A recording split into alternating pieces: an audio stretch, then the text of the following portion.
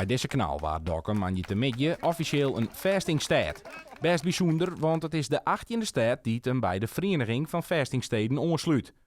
Het is wichtig dat ik Dokkum afficheert als vestingstad. Elsenien kent Dokkum van Bonifatius, een beetje beroemd, maar ik een beetje berucht voor zelfs. Maar Dokkum is volle meer en benam ik dat vestingelement, de bolwerken, de stad die erbij is. Ja, dat is heel bijzonder en dat zetten we hier mooi natuurlijk even extra in de etalage. Goed zien, hè? Ja. En dank u wel en gefeliciteerd allemaal. Een felicitatie waard. Dank u wel.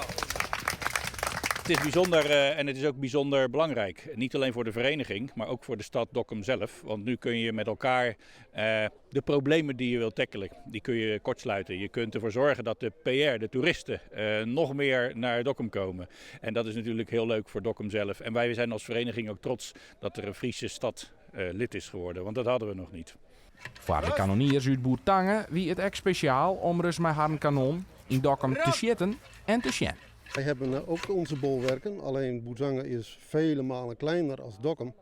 Dus als wij 10 minuten in het rondlopen, hebben wij de hele vesting rond.